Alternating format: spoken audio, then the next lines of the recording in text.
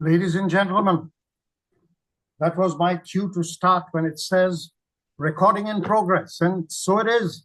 All our webinars are recorded for posterity in a manner of speaking. Now, today we have Dr. Savita. I have known Dr. Savita for several decades. Now, I'm a physiologist and Dr. Savita is a psychologist. I deal with the body by and large, and Dr. Savita deals with the mind. And like I said, we have been working together for several decades.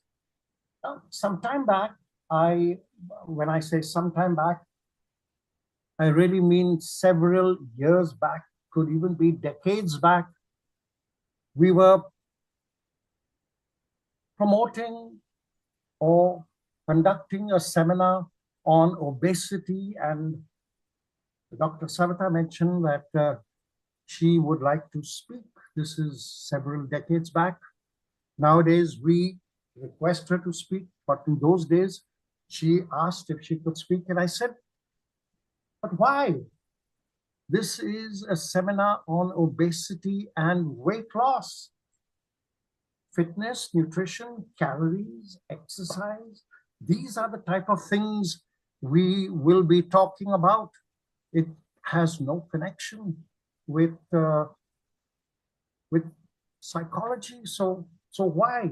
And she said, okay, Professor, allow me to educate you. Anorexia, bulimia, eating disorders are psychological. They have physiological effects, but they are psychological. If you talk about fitness, poor body image is a part of psychology. And beyond that, there are several other factors. Social isolation, increased loneliness.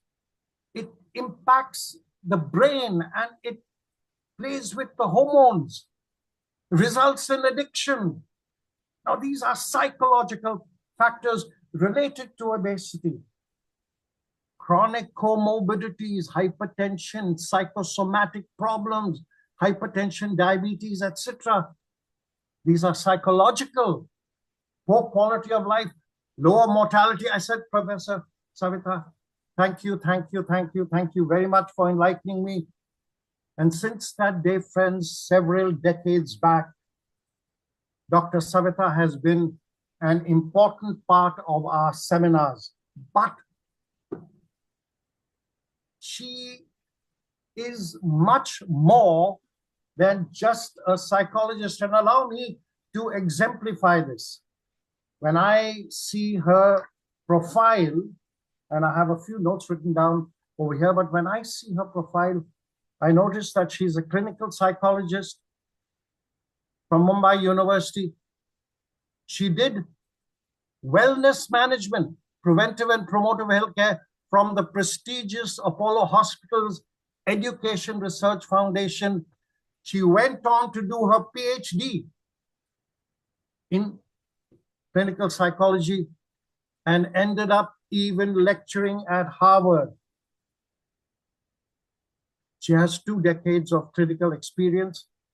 Having experience is one thing, but Dr. Savita set up the psychiatry and psychology department in the Tata Main Hospital, the prestigious Tata Main Hospital, and she was largely instrumental in setting up wellness and corporate health in Apollo hospitals, where she worked for several decades.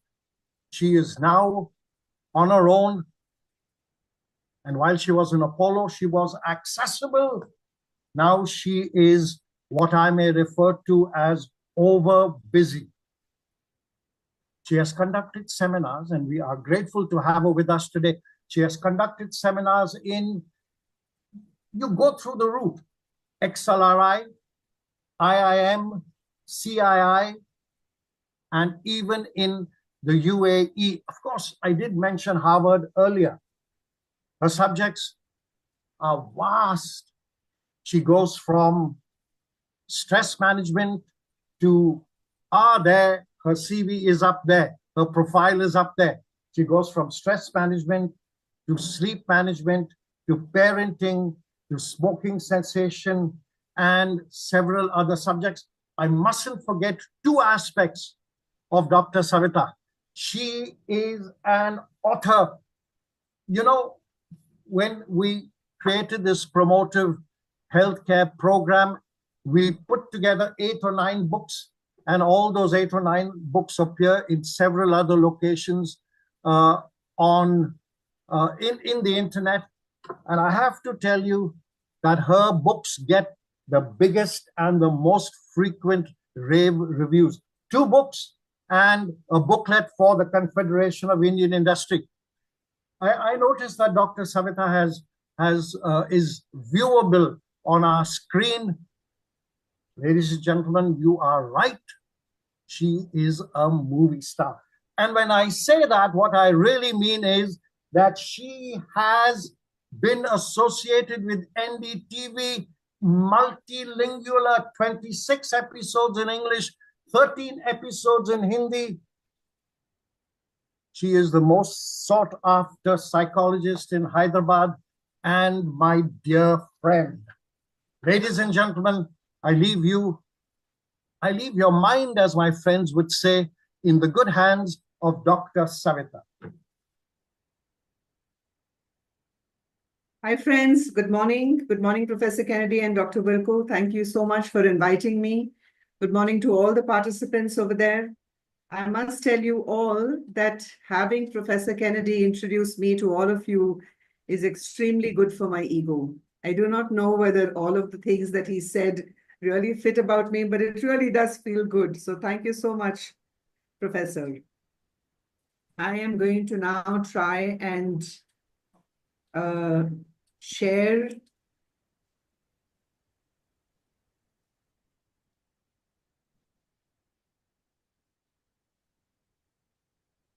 Dr. Wilco, you can see my slide? Yes, ma'am. Okay, and now it's on the screen? I mean, it's completely absolutely, slideshow. Okay. With Dr. Savita, we can't seem to see you. Dr. Wilco, can you see Dr. Savita? My Yes, sir. On. Okay, she's good. visible. She's viewable. Excellent.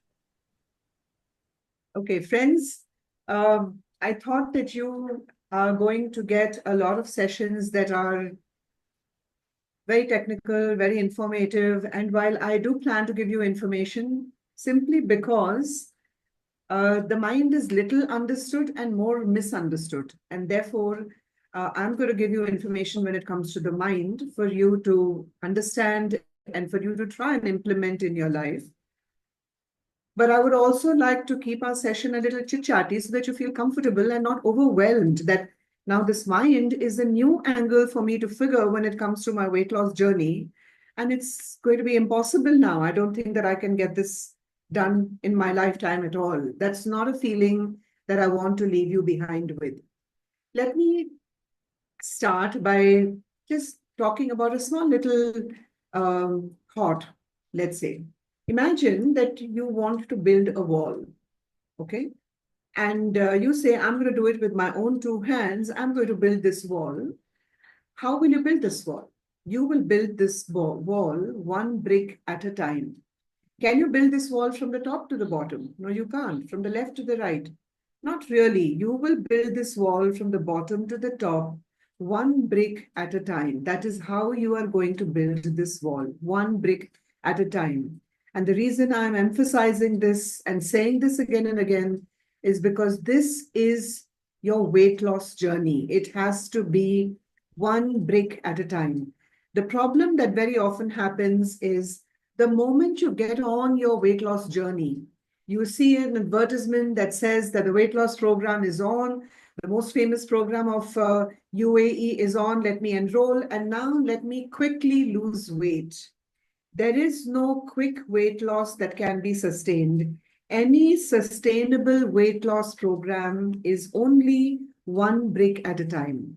People don't only want to lose weight all of a sudden, very quickly. in the next few months. People don't only want to do that with weight loss. People also want to become rich quick. Now ask yourself, is there any way by which you can become rich quick? Many people want to. They say, oh, I have this uncle who became rich very quick. I'm going to sit with him and intern with him and understand what he did, and I'm going to do the same thing. Some people say, I'm going to start playing poker, and poker is going to earn me a lot of money. Some people go for a lot of schemes that are advertised or a lot of phone calls that you may get talking about get rich quick schemes. Those of you who have got a gray hair or two will realize that there is no such thing as get rich quick.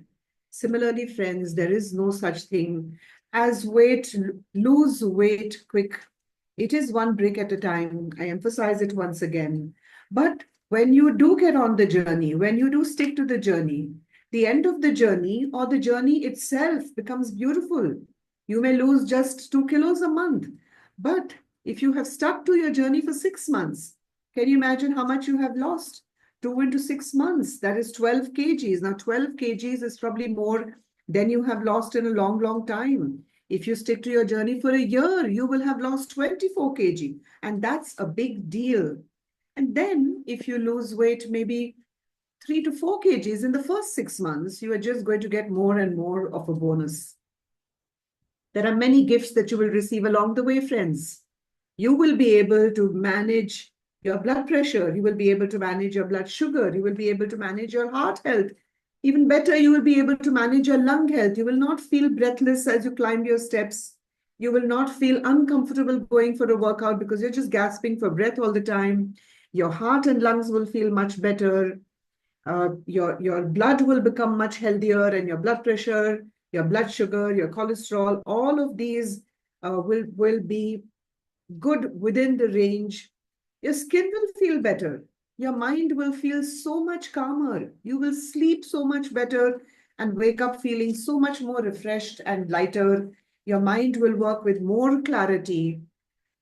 Along the way, I will discuss with you, the better you sleep, the more you sleep, the better is your weight loss journey. People who sleep much less, say about 4 hours a day, tend to put on weight more. You will imagine that sleeping more is being lazy. Not so, friends. Sleeping more has nothing to do with laziness. Sleep is where the body repairs and heals itself. So the better you sleep, the more you tend to lose weight.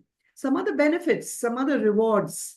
Friends, you can actually start touching your own toes. Not other people's toes, but your own toes. You can actually bend down and touch your toes if you lose weight. You can tie your shoelaces even standing. How long is it since you have done that? Romance could be in the air. That may have been something that you may have aspired for, but something that escaped you often.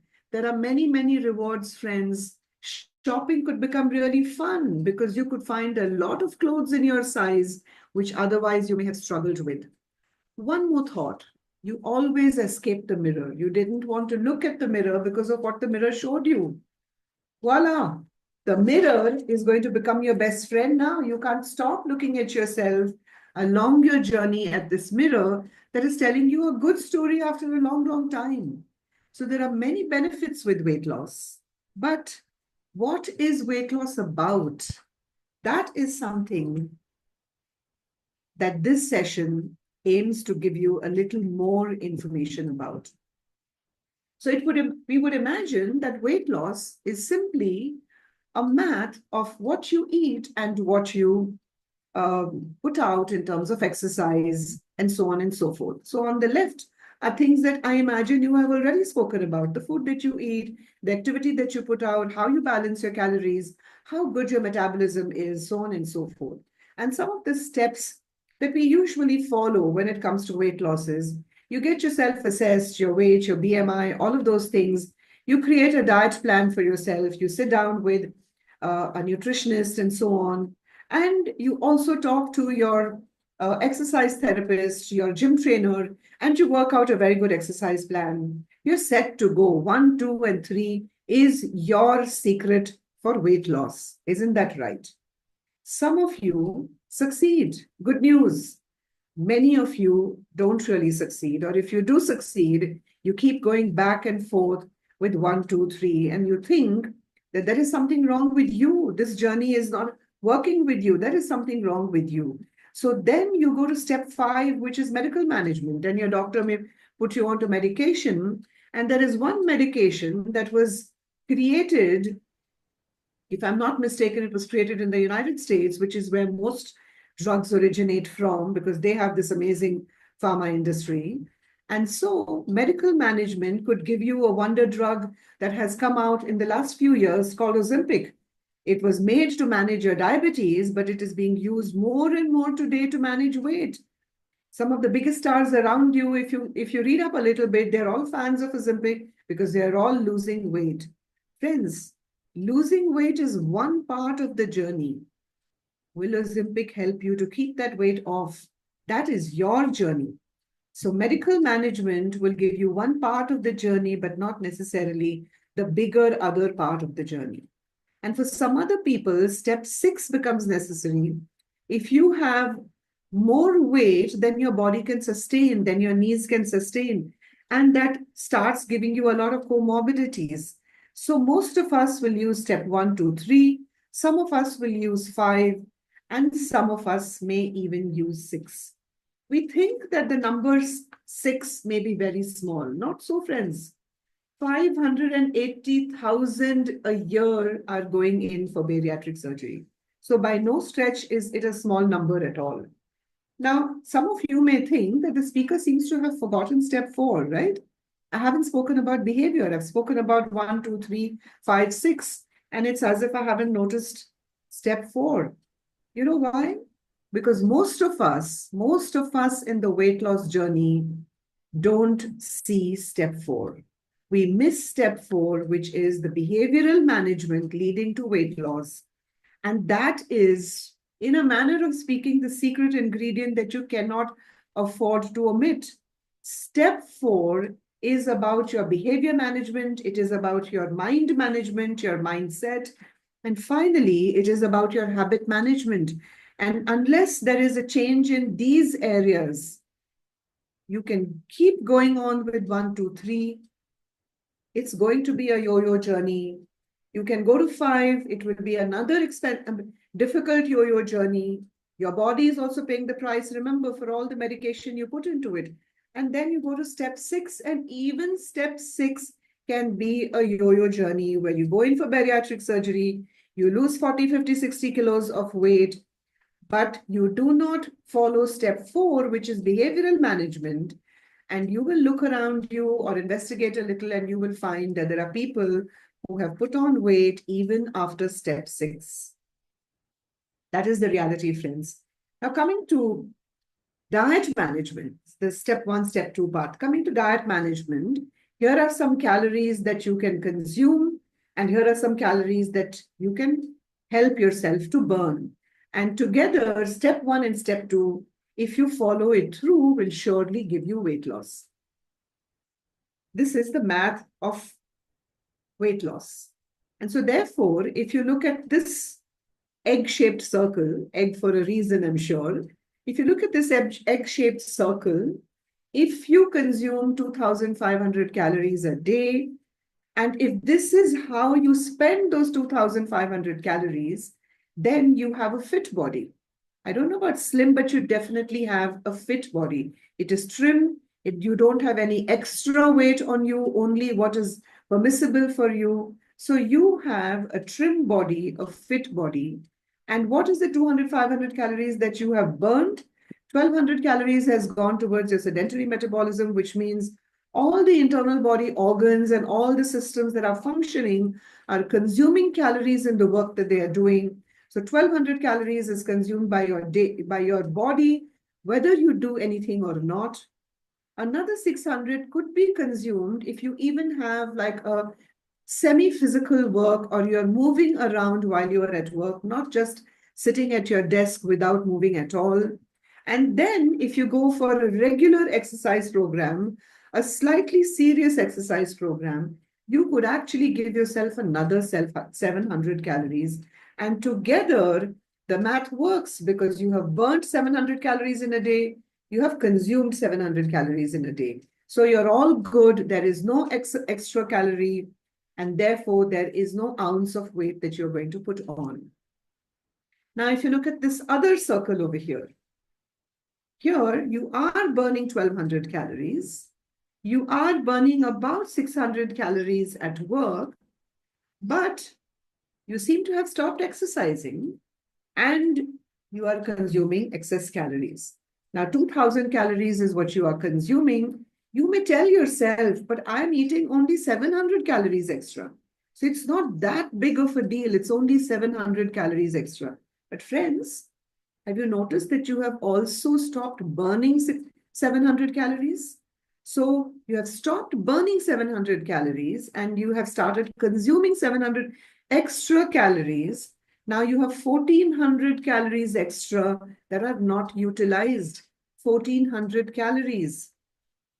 1400 calories, if I'm not mistaken, will give you a kilo of weight extra in a week. Professor Kennedy, would you like to confirm that? This is really more your territory. Whatever Okay. you say is right, ma'am. You're absolutely right. Okay. So a little bit, just a little bit. I didn't exercise for a week and I ate more for a week. A simple way to look at it, friends, could be that if for any reason I'm attending a function, I'm attending a wedding, I am traveling for 7 days, it's going to be very difficult for me to exercise. Sure, it happens to all of us at different times in our life. We all travel, we all go for a lot of functions. That is the reality. And let's be real, this is going to happen. So what do? If it is going to happen, can you possibly reduce your calorie intake a little bit then? If you can't do anything with the circle that you have over here, then can you look above the circle and say, can I knock down my 2500 calories during the time that I'm traveling, during the time that I'm attending a lot of events? I know that there is a very big spread for lunch and I will have a heavy lunch. Maybe I can just have a soup for dinner. So something for you to think about. But bottom line, friends, all these slides, which is the math of weight loss, works. But it works if you are already invested in your weight loss journey, which means you are motivated, you are driven, you are thinking about your exercise, you are thinking about your food intake, and you are juggling a little bit to make sure that all is good at the end of the day in terms of your calorie balance. For a person who is well motivated, this journey, this math actually works. What about those people who are struggling in this journey? Does this math really work for those people? Is it simply a journey of calories in, calories out? Is it just a height weight chart? Is it just your BMI calculation? It is more than that, friends, because you are struggling. You are gaining more than you are losing. And the more you gain, the more demotivated you are becoming, the more depressed you're becoming, the more unhappy you are becoming. So this math is not working for people who are struggling because they are demotivated, they are down and dejected, which means their mind is not in this journey, right? If you're motivated, it is your mind that is keeping you in this journey. But if you are demotivated and you're not able to follow this math, the way it has been put down over here, then what is the missing link? The missing link is that your mind is not in this journey and hence you are struggling and you tend to gain more than you tend to lose when you're on this journey. Bear this in mind, friends. Let's take a quick look at this slide over here. There are many lines, there are many little squares, black and white. Take a quick look and tell me, where do these lines cross? Quickly, you can just type in your information in the chat box and Dr. Wilco will look at it and he'll keep giving me a commentary of what is coming up in the chat box. Very quickly, take a look and tell me, where do the lines cross? Do they cross? Or is it possible that they don't cross? Yes, friends, in fact, the lines do not cross. The lines do not cross, which means that while they appear to cross, they do not actually cross. Some of you may call this an illusion. Some of you might call this a trick, but what this really is perception. This is what perception is about. Now, to give you an example of how perception works, some of you may have told yourself, I think I need to buy a new car in the next few months, 3 to 4 months. I think I need to take a good look at a good car and I need to buy a car. And the moment you say that to yourself, notice how you start noticing all the different cars that have come into the market in UAE. There are more and more. UAE is already full of brilliant cars, but you suddenly start noticing how many different cars there are. And then you decide, no, I've always bought black and white cars. I'm sick of it. I want to buy a red colored car. And now you start noticing that there are many different red colored cars on the street also. There are people like you who want to look at red. So now you start noticing the red colored cars. And then you tell yourself, I want to buy a red colored Mercedes. I don't think that there is a red colored Mercedes. And then you start noticing, friends, that there are a few red colored Mercedes as well. So what is happening? Why were you oblivious to all this information? And suddenly you're noticing everything. You're noticing everything because your perception is guided in this direction. And because your perception is now guided in the direction of cars and red Mercedes cars, you actually start noticing what there is out there. This is how a perception works, friends. It doesn't work sometimes. It works sometimes depending upon what is in your mind. And most of the times, it is that part of your mind that you are not really aware of that is influencing your perception, which means your unconscious mind, which is the bigger part of your mind, is more often than not influencing your perception. So if you take a look at this mind, Dr. Wilku, I'm doing okay for time? Yes, ma'am. Yes, absolutely. We have completed about half an hour. How much time do I have? 20 minutes you can carry, maybe 25 minutes, no problem. Okay, I'm going to try and maybe skip a few slides and speed up things a little bit. Okay. So look at, I won't quote you some research. There is a very interesting research here on the Russian scientist called Pavlov. Read up on this and you will see the connection with conditioning and your unconscious mind. Pavlov trained his dog. We have trained ourselves without realizing. What happens when you sit in front of the television and want to watch some good movie for a while? What is your right hand itching to do? Your right hand is itching to put some popcorn in your mouth as you are lazing around watching some good show on your TV, right? You don't really realize what is happening, but this is a conditioned response where if you watch TV, you automatically pair it with what? Popcorn, okay? If you finish dinner, you automatically look for what? You look for some dessert. So dinner and dessert gets paired together when it doesn't necessarily need to be. And that becomes a problem with your perception and your mind not helping you when it comes to your weight loss journey.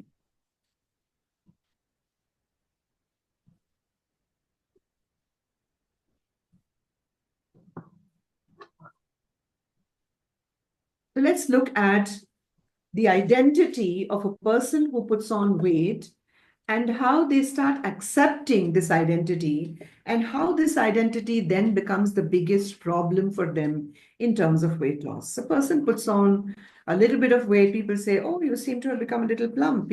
People put on more and more weight, and then that person with more and more weight is referred to as my sweet little dumpling, my little pumpkin, and so on and so forth. And you are supposed to think it is sweet. You don't like it. You don't necessarily feel happy and comfortable with it. But you don't want to be this difficult person fighting all the time. And so you accept it.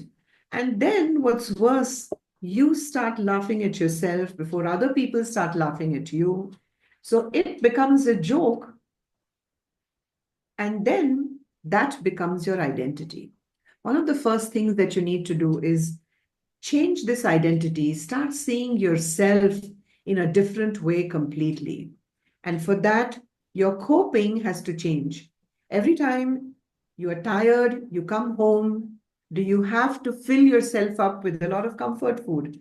Not necessarily. You're sad, you're depressed. Do you have to give yourself the best chocolate that there is at home? Not necessarily. There could be other things that you do. So when you change your coping mechanism, you could say, when I'm really angry, I'm going to just put on my sneakers, run out of the house, and I will just jog in front of my house for 5 minutes and come back. Not more than 5 minutes, just 5 minutes. And my anger will be gone by then. And it definitely will be gone by then. If for no other reason, friends, because you're out of breath. So you have no time and no bandwidth to be angry at that time. So if you start changing your coping mechanism, if you start responding to your emotionality in different ways, I'm sad, that doesn't mean I have a chocolate in my hand. I am anxious, that doesn't mean that I eat a bowl of chips. I'm lonely, that doesn't mean that I have a nice carby pasta diet. It doesn't mean that I could replace these conditioned habits with some other habits.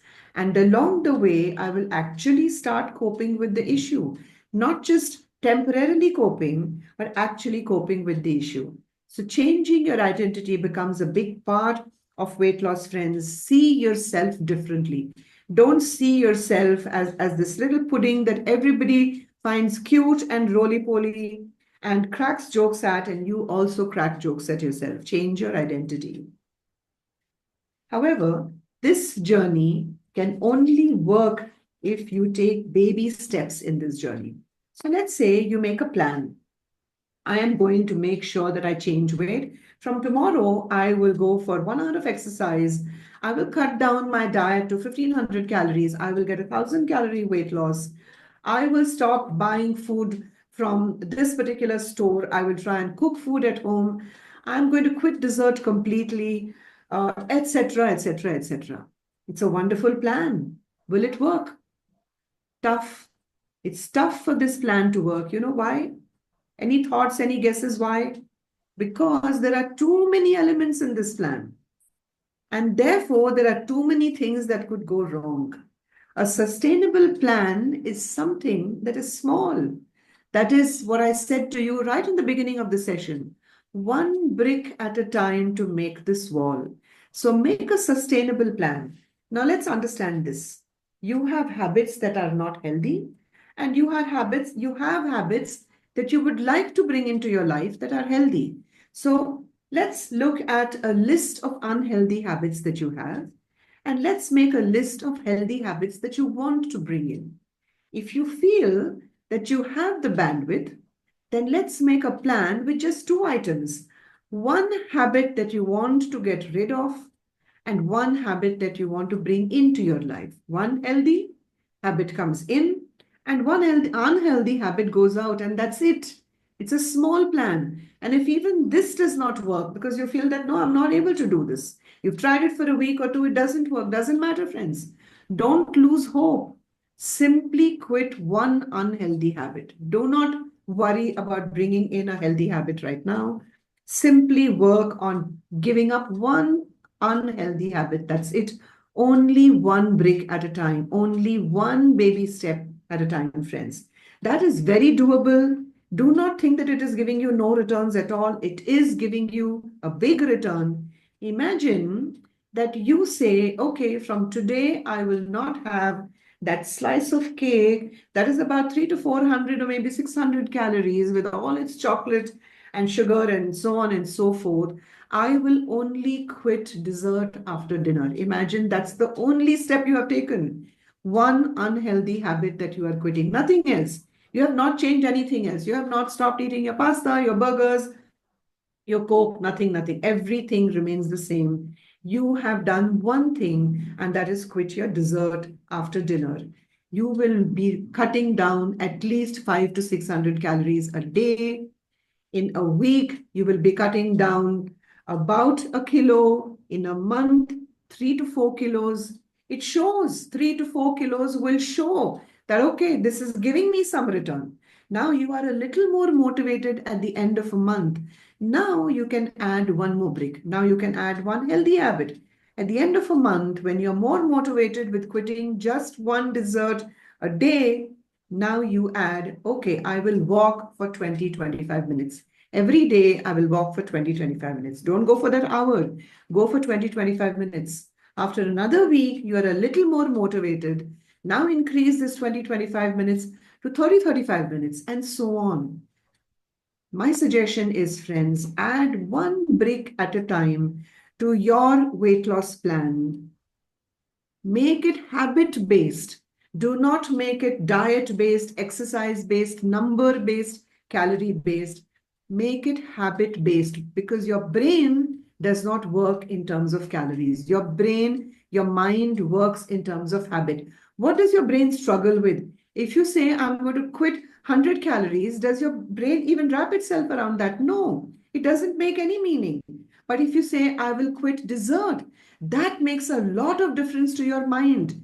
That is what you need to base your weight loss program on. One habit at a time, not calories, not numbers, not exercise, calories that you burn in exercise. Don't make a number-based diet. Make a habit-based diet, a behavior-based diet, friends. Let's take a look at this and let's play a little game. A substance your body does not need, but you cannot do without. Let's think of this, friends. Let's think of a substance that you consume that your body does not need, but you cannot do without it. Truth time, friends.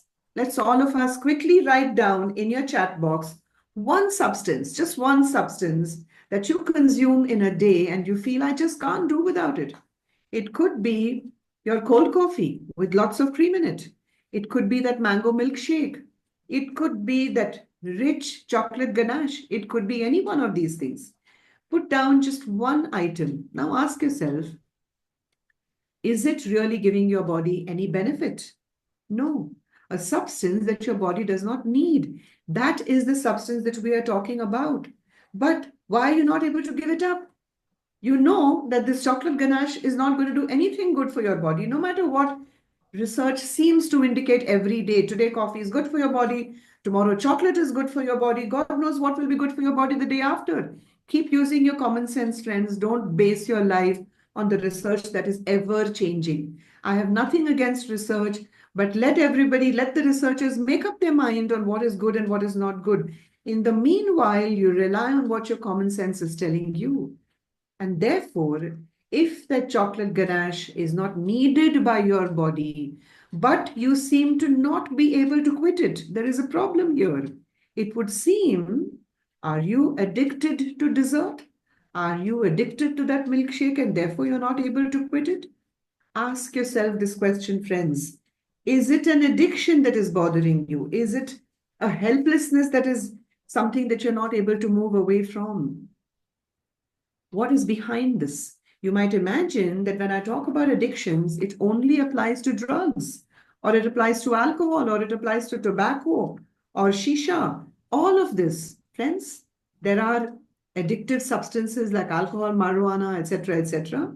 But there are non-drug addictions also. And that is what we are talking about over here. Gambling is a non-drug addiction. Overeating is also a non-drug addiction. Shopping is a big addiction. Shopping is something that UAE is famous for. People love to come to UAE, get a nice, good holiday because they can do a lot of shopping. Now, shopping is wonderful. It feels so good, but it could also go in the area of an addiction. Let's talk about overeating, friends. Ask yourself this question.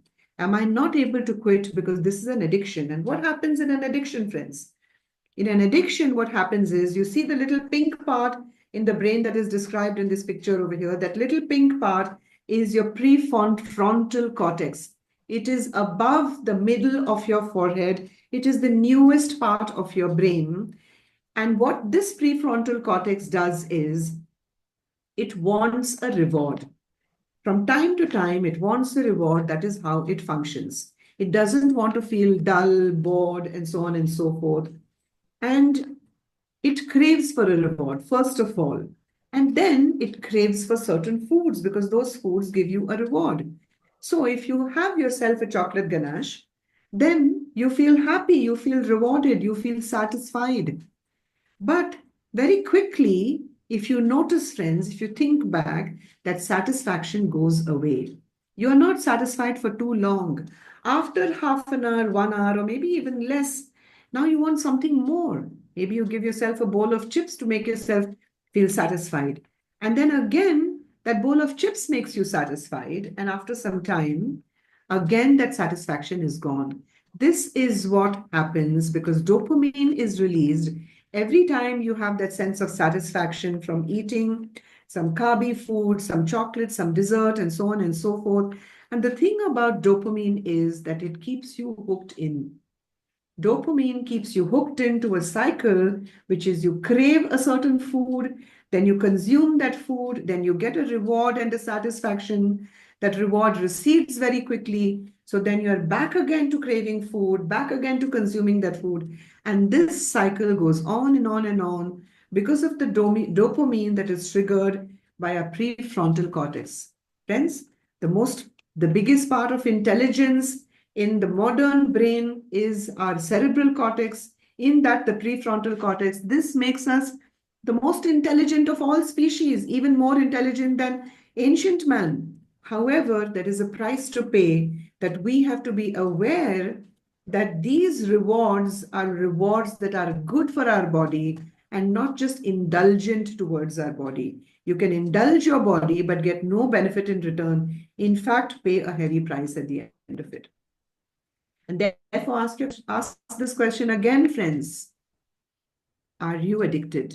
If you are not able to control the substance that you are consuming continuously, then in a manner of speaking, this is an addiction. If you don't control the substance, but the substance consumes you, please ask yourself this question, friends. I am not in control of the substance. The substance seems to be controlling me. If I look at a bowl of pasta, I can't say no. If I look at a burger, I can't say no. I will more likely than not have two burgers, and I will also have a glass of Coke along with it. You are not in control. That food is in control. Then this is a serious business. You have to understand that you're bordering on addiction. One way to look at managing of all of this, friends, in terms of mind, look at stress, look at mindfulness, and look at your behavior.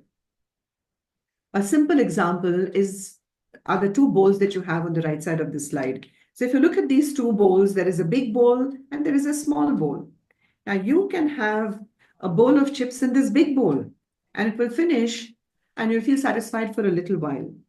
Or you can change, become a little mindful and eat the smaller bowl of chips, but with mindfulness, enjoying each tiny piece of chip that you pick up and put in your mouth, crunch it in your mouth, listen to the sound of the chips crunching in your mouth, the salty taste going inside your body, and so on.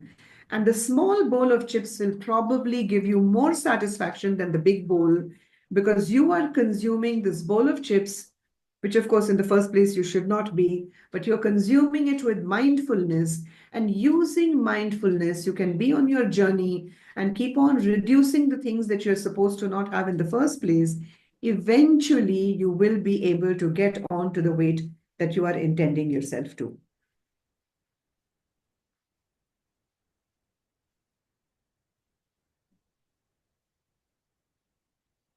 When it comes to behavior, we need to talk about the mindset that you need to have. And in the mindset, let's ask yourself, are you a perfectionist? Are you a perfectionist that says that today I didn't follow my diet? All of today I was just not able to follow my diet. So I'm useless. I'm good for nothing. This is not going to do. I'm never going to be able to get on this journey and stay on this journey.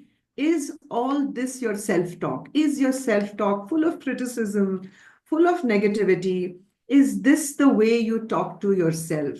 This is your mindset then, friends, and this mindset is interfering with your weight loss journey. So change your mindset. Change the self-criticism. Other people may criticize you, not in your control. You criticize yourself in your control. Tell yourself that today was a slip. You'll get back onto the program tomorrow, and you will get back onto the program tomorrow because you have gotten on this journey because you want to do this journey. So do not make your self-talk a negative, self-critical self-talk. The thing that injures us most, friends, is not other people, it is us. We injure ourselves by a constant barrage of critical self-talk. This is something that we have to change, friends.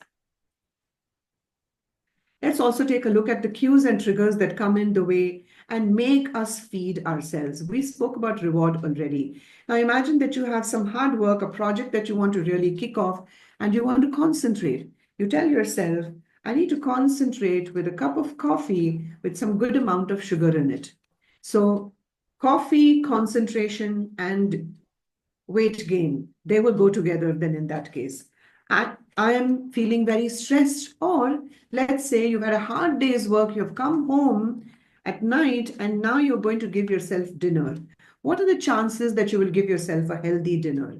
If you are not a thinking person, chances are that you will give yourself a nice carby dinner without thinking of what that is going to do for the journey that you are on. So tiredness at night, dinner, all of these things are cues and triggers.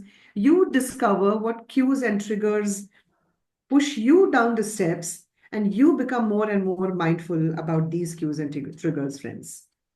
Sleep is a big factor in increasing your weight. Those people who sleep less than 4 hours a night actually have a greater chance of putting on weight. And those people who sleep from 8 hours, even up to 10 hours, actually have a better chance of managing their appetite, managing their consumption of food, and keeping on the weight loss journey much more successfully, friends. So sleep is a very big factor to bear in mind. I'm running through my slides a little bit because I know that I probably have come to the end of my session already. I will use this slide, friends, as my last slide, and thereafter I'd like to leave whatever time I have for question answers because that is more relevant. Friends, the factors that we have over here, I call I factors and they factors. Now, some of the factors here are I factors, which means they are in my control. And some of the factors here are they factors, which means they're not in my control. Now, I'd like to do this journey with you if we were in a face-to-face session. However, since we are all online, let me take this forward. Is the past an I factor or a they factor? Do I have any control over my past? No, it's done. It is written in stone. I cannot change it. And therefore, it is not an I factor. It is a they factor. Let's look at action, for instance. I walk 20 minutes a day. That is my action. Is that in my control? Yes, it is in my control. I may hate to do it. I may have to drag myself to do it, but it is in my control. Friends, if you look at the slide, you will find that if you pick out the day factors from here, you will find that we spend almost all our waking time mulling over and worrying over day factors and spend very little time working on the I factors. Can we just become more aware of this and make a mindset shift which says, I am going to start focusing on the I factors. I will not focus on what gift I got. I will focus on what gift I can give. I will not focus on the past. I'm going to start thinking about the present.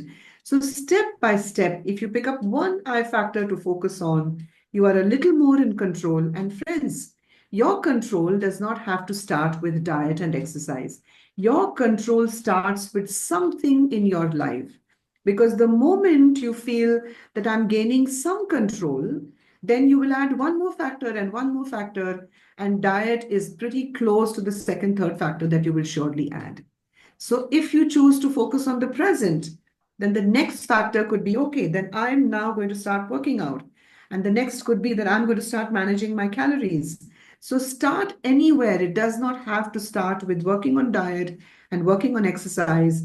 But when you start your journey of changing your habits, when you start your journey of pulling away from one not so good habit and adding one positive habit, that habit may have nothing to do with your weight loss journey, friends. But the moment you start that journey of changing your habits, soon enough, I assure you, soon enough, you will be on the journey of changing your diet and exercise related habits also, friends.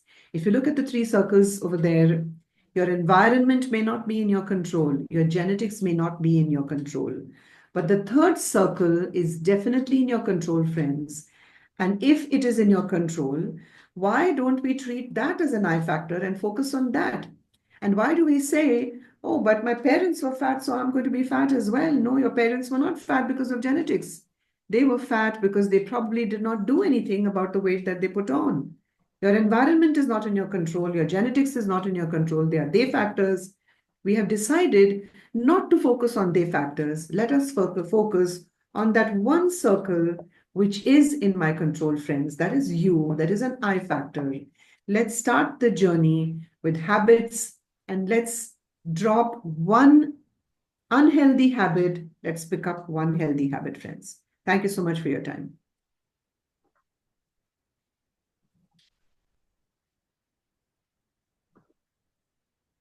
Dr. Wilku, I'm done. Friends, yes. Friends, you know, during this session, I had a eureka moment. Oh, for years and years and years, I've been trying to understand the conscious, subconscious, and unconscious mind, and I have just not succeeded. In a simple way, Dr. Savita, I mean, I guess it's necessary that things are simple for me because I don't have this ability to go into deeper thought. But I can tell you this, my eureka moment was simply this, that the conscious mind is thinking the things you do on a day-to-day basis. Your subconscious mind is sleep and dreaming, and 90% of your unconscious mind is your memories. I've now been able to fathom this out, and my thank you to Dr. Savita for giving me this wisdom. Wisdom is what she has. Now, friends, just look at this. Look at this. So Dr. Savita spoke about behavior, and she actually created a new diet. I think we have to call this diet the behavior diet. She simply says, don't think about calories and things like that. Modify your behavior. For example, give up dessert and eat vegetables or fresh fruit. Now, that is a behavioral activity. She also said, wisdom. Eat for health and diet for exercise. Friends, the last one, easily implementable. I'm hoping easily implementable. Give up the big bowl and use the small bowl. Great wisdom from Dr. Savita. Friends, I want to thank Dr. Savita for my eureka moment. And now I'll hand this over to Dr. Wilku for the many, many questions that I'm sure have come up. Dr. Wilku, sir. Thank you, Professor. Thank you, Dr. Savita. It was really wonderful session. And as I was expecting, now there are many questions. People are very concerned about what to do, how to do, and how to maintain what they are doing it. That is the main thing, what you also spoke about sustainable weight loss. Ibrahim is little concerned. He has asked, coping mechanism, it's difficult as body is tired once I reach home. Everyone is facing this.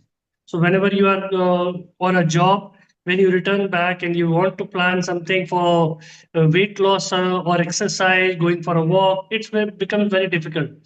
So I don't have energy to work out or train how to train my mind to do it. He needs a help how to change his mind to stick to the program. Yes.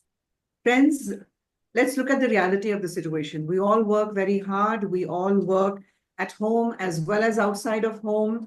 We come back home in the evening feeling tired. And now in this tired state, I see that a couple of people other than Dr. Wilku, who is the gentleman you said? What is the name? Ibrahim. Ibrahim and others have asked a similar kind of a question. Let's look at this. Put yourself in that position that Ibrahim is asking, okay? You're Mhm. home, you're tired, your bones are aching, but you are hungry and you have to cook and feed yourself dinner. Now, what is the reality of this situation? What are you more likely to cook? Will you cook a healthy meal, or are you more likely to cook a 2-minute pasta and add lots of cheese into that, and probably have that? And maybe you've got a frozen mutton cutlet, so you will have that along with it. Lots of red meat and lots of carb and cheese and dairy and all of that, right? Your diet has gone for a toss. First of all, on occasion, we will all do this. As long as it is on occasion, friends, forgive yourself.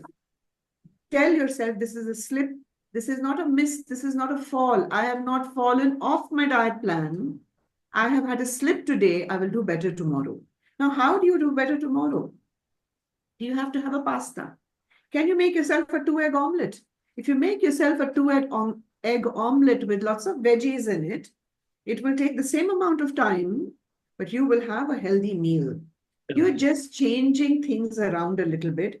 In order to not fall tomorrow, in order to not slip tomorrow, you think about it in advance and prepare in advance. Before you leave home, you chop all the vegetables that you're going to put into your omelette. And all you have to do when you come home is beat that omelette with those vegetables that are pre-chopped in your fridge, and you have given yourself a healthy meal. Now, this may work and this may not work. It is an example I'm giving you to tell you that if you are thinking, it is possible to change the tiny things. It is not possible to change the big things, friends, but it is possible to change the tiny things.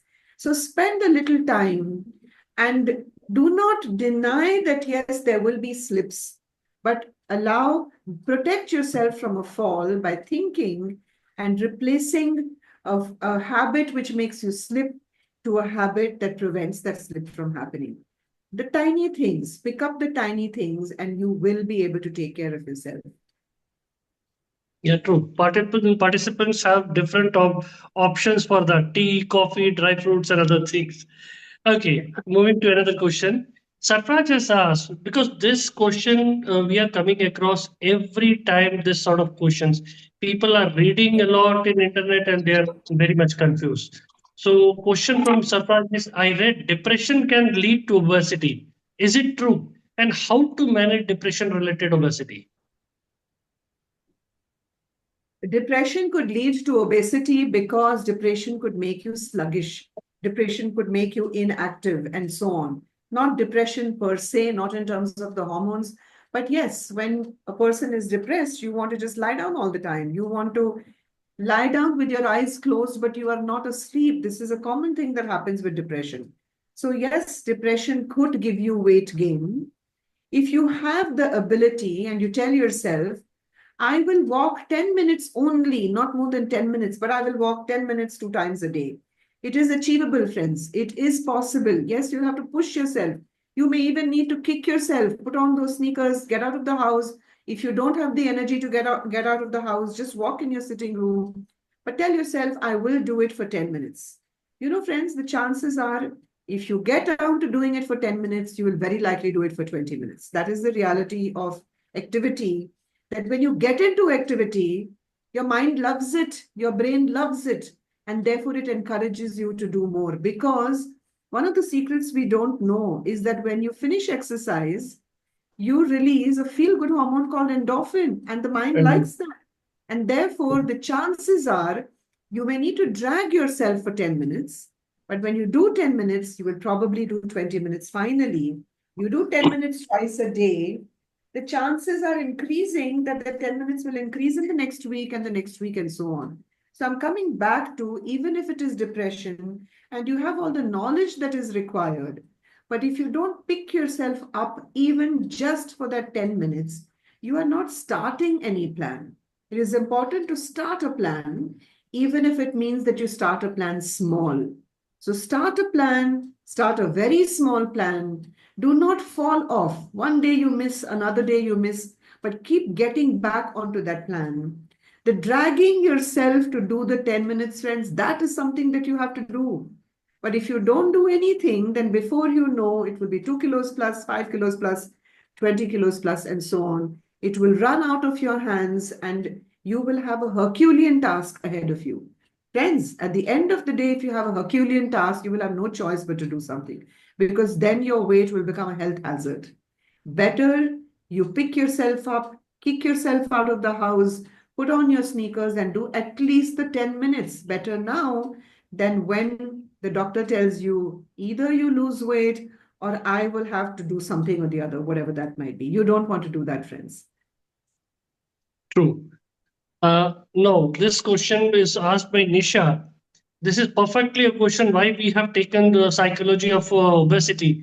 This relates to, and many of people may be suffering and feeling of this. Generally seen, obese people have low confidence in social appearing. How does it affect the personality?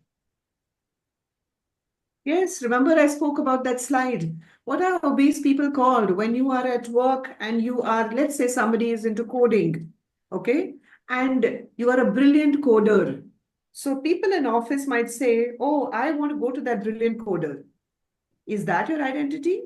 Or nobody tells you to your face, maybe, but do they say, oh, has that fat coder come on duty today? Is that how they refer to you? You do know that behind your back, that is how the fat person gets referred to. Cute, roly-poly, fat, sweet little pumpkin, etc., etc. These are the names that a person will get. Now, what is that doing to your identity? It is shattering your identity. You're smiling, but how tough your life is because you're smiling while you hate the life around you. Even though you hate those comments, you're smiling at those comments. Look at that identity and look at that loss of self-worth.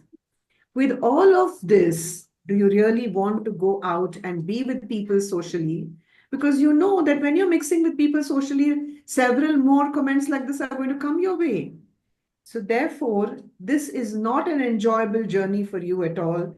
It may be enjoyable and cute for other people, but not for you.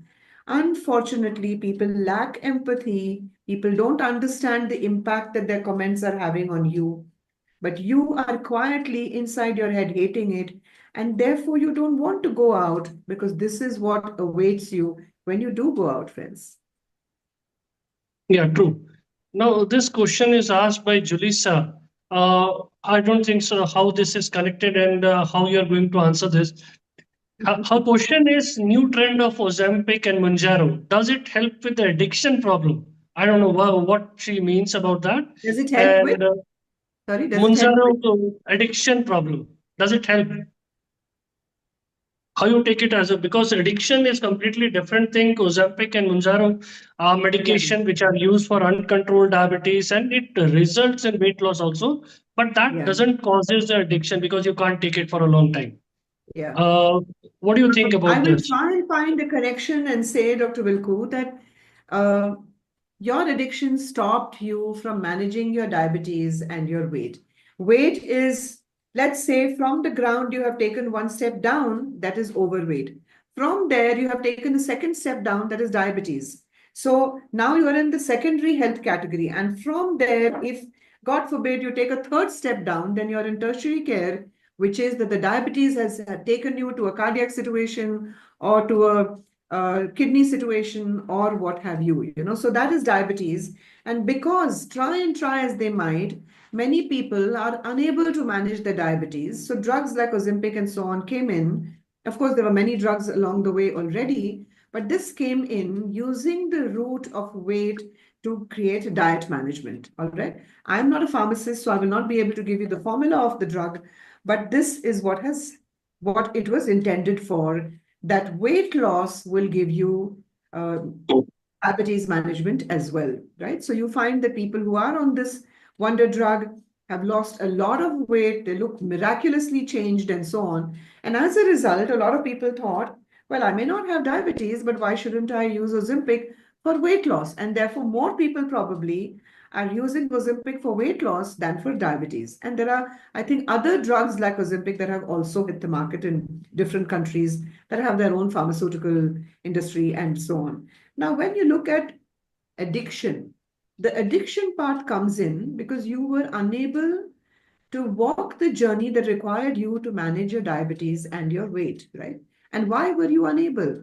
Because somewhere the unhealthy habits that you had, you were addicted to. You were not able to manage them. You were not able to take a step-by-step journey. You thought that I have to manage all of that together, and therefore you were not successful in managing it. And you then had to take recourse to Ozempic. Friends, forgive yourself a little bit. Finally, you need a solution. So you used Ozempic as a solution, but you still need to regulate your lifestyle now, even with Ozempic. So it doesn't mean that I consume Ozempic and then I can continue to lead the same unhealthy life that I did. No, you've got a big support, a big boost with Ozempic, but at least now look at the addictions that you had, which was being unable to say no to even one unhealthy habit at a time, and then start getting your act together a little bit. Don't judge Yeah, yourself. Don't judge yourself. Don't cut yourself up into little pieces. Don't go into that self-critical journey, but do boost yourself up a little bit. Do motivate yourself a little bit and pick yourself up to get onto a healthy lifestyle journey. That for sure, friends. yeah, it was a nice explanation. Abhinav has asked, this is very common for mainly people, those who are very grossly obese. Struggling to reduce weight is a common problem for most of the obese people. How to keep motivated and skip the pitfalls? Friends, I will go back again. The reason I'm using the wall as an example is because it will stick in your mind. So keep the picture of the wall in your mind. When you put on weight, that wall did not happen overnight, right? You did not build that wall of weight overnight. How did you build that wall of weight? You built that wall of weight by putting one brick at a time. So when your weight gain journey started, you put on 5 kgs, one brick came up over there. Then you put on another 2 kgs, another brick came up. Then you put on another 4 kgs and another brick. And so your weight increase journey was a brick by brick by brick journey. Before you know it, you've got a big towering wall in front of you. And when you look at this wall of weight, you think, this is not something I can do anything about. I can't help myself. This weight is insurmountable. It's impossible. And then you get depressed. And then you start avoiding people and avoiding going out. You hate the mirror. You hate shopping because nothing looks good on you. And it all looks very sad and depressing, doesn't it?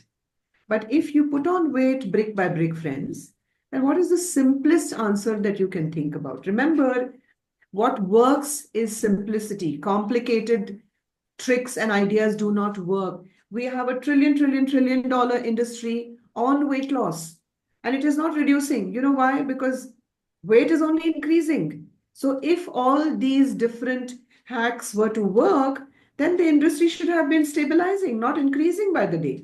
But overweight is increasing by the day, so the industry is increasing by the day. But is it successfully giving people weight loss? That's a big question mark for your mind to think about now. I'm going to refrain from damaging the comfort and success of any industry, but I will tell you, unless the solution is in your hands, it is not a solution. Even if the doctor is going to give you some support, you have to know which doctor, how, this, that, and the other. So take a look at that wall of weight and tell yourself, okay, for the next 3 months, I will only remove one brick. After that, I will look at pulling down one brick and another. And friends, in a year, you will have pulled down 12 bricks. You will never be successful in pulling down 12 bricks if you just look at that trillion dollar weight loss industry, friends. 12 bricks is going to be an extremely difficult task to do. And where you score better than the trillion dollar weight loss industry is, you lost these bricks one brick at a time. This increases your sustainability, which means the sustainability of holding on to this 12 bricks of weight loss are actually very high for you now. Unlike the massive weight loss programs that you have read every time you're on the internet, you get a lot of suggestions on weight loss because someday you did 2-3 type searches on weight loss. After that, you'll keep on getting lots of information on weight loss, constantly telling you to try this, to try some new herb that is available only in the Amazon forest and so on. Well, everybody in South America should be extremely slim then, right? Because the Amazon is close by to them. So look at the wall. Take away one brick at a time. When you are done with 12 bricks in a year, then you are a very committed person to this weight loss program because you've done it a little at a time. And you know what has happened, friends? At the end of those 12 breaks, at the end of that 1 year, this new habit of weight loss has become internalized. It is an internal part of you. The struggle to do it has reduced a great deal. It is now a part of you. So you wake up in the morning and you say, let me pack my shoes. I definitely have to do an exercise program. And the day you miss an exercise program, you don't like yourself at all. You kick yourself this time not to go for those 10 minutes of exercise. You kick yourself because you did not go for that 1 hour of exercise. So these new habits have become so internalized that you have a pretty good chance of not falling out of this routine, friends. So this sustainable brick by brick program is something that only you can give to yourself. But you know the other problem with human beings, friends, if a program requires a lot of effort, spend a lot of money, go and talk to a lot of people, torture yourself a great deal, get very little in return. But you will spend a ton of money on these kind of programs. If there is a simple program like this wall in your head, but this wall is a wall of your fat, and it is in your hands to take away one brick in that entire 1 to 3 month period, only one brick. How many of us will commit to something where you don't have to pay a ton of money? That is the problem with us human beings, friends. That the problem is in your hands, the solution is also in your hands, but we look for our answers and solutions all over the world. And the more money we pay, the more we feel justified that we have looked for a solution and worked hard. Friends, problem is with you, the solution is with you and with you only. Take a look at yourself, look inwards for that solution. Well said. Very true. Another one question, but I will take it in the last if we had time. Nisha has asked another question connecting to her previous one. Body shaming is very common in young girls. How to manage it? That's a very tough one, friends, and it's extremely tough. And unfortunately, you know, we like young people, we like youth, we like children, but teenagers can be very cruel, unfortunately. They're cruel to their parents, and we all have faced that. They're cruel to each other also. And you know why all this happens? Because a lot of teenagers are extremely insecure. So when you point a finger at somebody else, you don't have to face the finger that is pointing at yourself. So it's very good to get into a group and find somebody to point a finger at, because then the entire attention can go on the person that you're pointing a finger at. And you don't need to look at the finger that has always been pointing at yourself within you, that you're trying to fool yourself about. And so therefore, a lot of teenagers resort to cruel bullying. Body shaming is also a very, very, very cruel bullying. And when you do body shaming, you don't attack the person physically, but what's worse, you are torturing the person mentally and emotionally, and that person suffers a great deal. Beware to those people who go for bullying and body shaming. You are damaging that person's mindset, that person's mind, and there could be consequences. There could be consequences. Some people might go in for some irreversible consequences. People need to know that. Schools need to know that. Teenagers need to know that there could be irreversible consequences. And you, whether the law holds you responsible or not, friends, but you will hold yourself responsible for the rest of your life for the irreversible consequence that you caused another human being. You may become the most successful human being in your locality, but when you go to sleep at night, that irreversible consequence that you caused, that will definitely trouble you and plague you. And that will cause many other connected and not so connected issues in your life. So friends, take a look at yourself, address the finger pointing at you, and you can't change the world. You can't change the teenagers of the world, friends. That is not in your control. It's a they factor. But the I factor is you can change the children that you have in your own home. You can talk to them. You don't have to lecture them, but you can talk to them. You can tell them stories. And in those stories, you can build in the message that you want to give to them, that abuse, bullying, torturing, hurting other people, body shaming, all of these are, you take recourse to this abusive behavior because somewhere you are hurting and you are not looking to find an answer for yourself. Take care of yourself, but don't hurt other people. Build this in the stories that you give to your own children, or if you are a teacher, to your own class of children, and you will be making a huge change in life. Just because you can't change all the children of a school doesn't mean that you can't start somewhere. And these are troubled times, friends. The teenagers of, say, my time were cruel, but not as cruel as they are today. As many of you will have watched, the most talked about web series today is on Netflix called Adolescence. Everybody's talking about it. That is about shaming in one way or the other. They call it incel. It is about shaming. We don't have to get into the details of the discussion, but it is about shaming in one way or the other.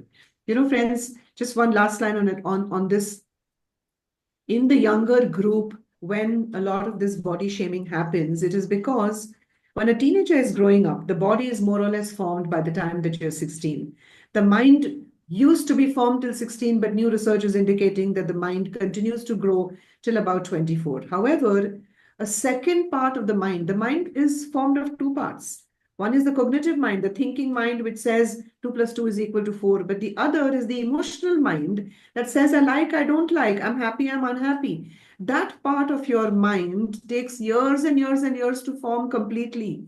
And teenagers lack stability in this part of development. Physically well done, mentally well done, but emotionally still a lot of doing left to be done.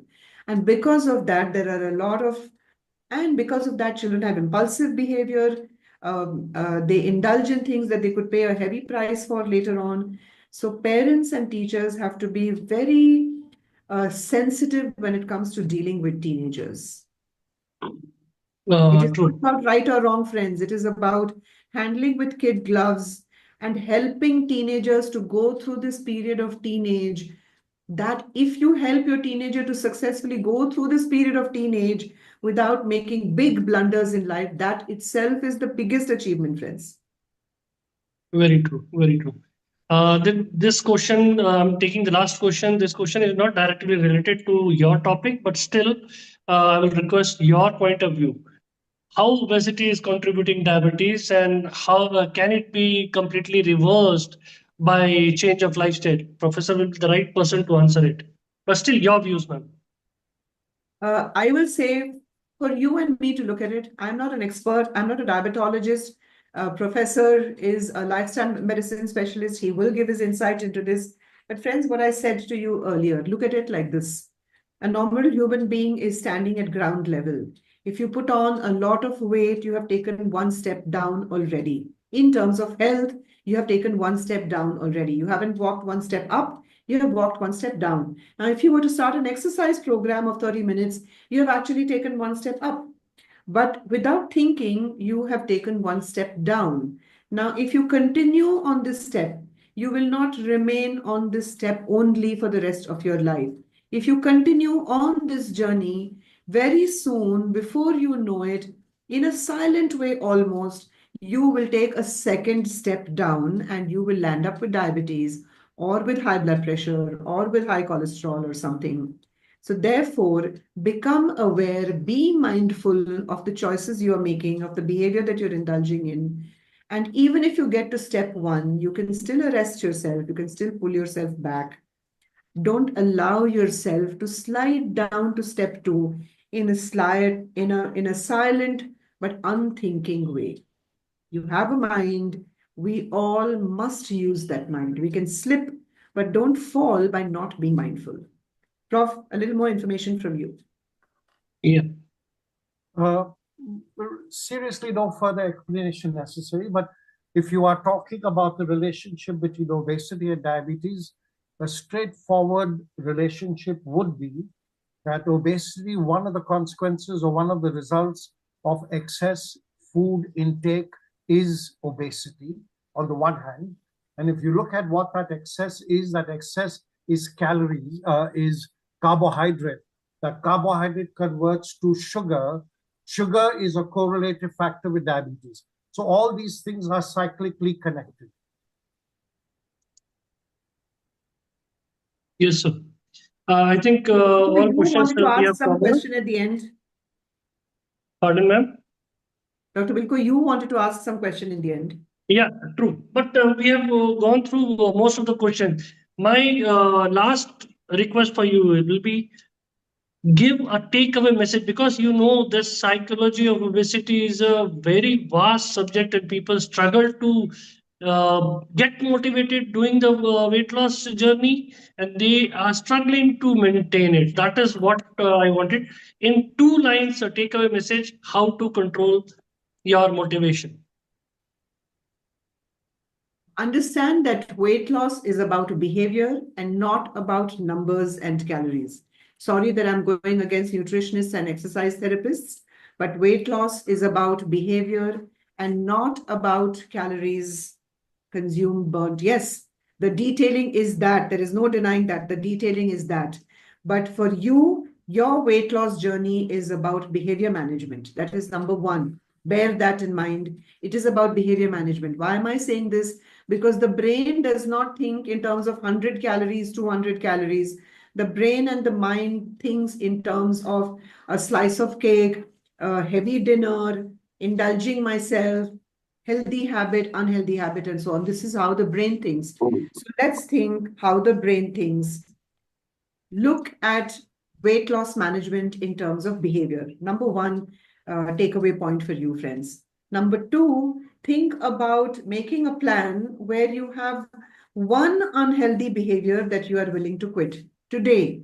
Don't look at tomorrow, day after day after. What you postpone for an anniversary date is not going to happen. Okay, you are going to tell yourself that your next birthday, you will be telling yourself the exact same thing. It's not going to happen.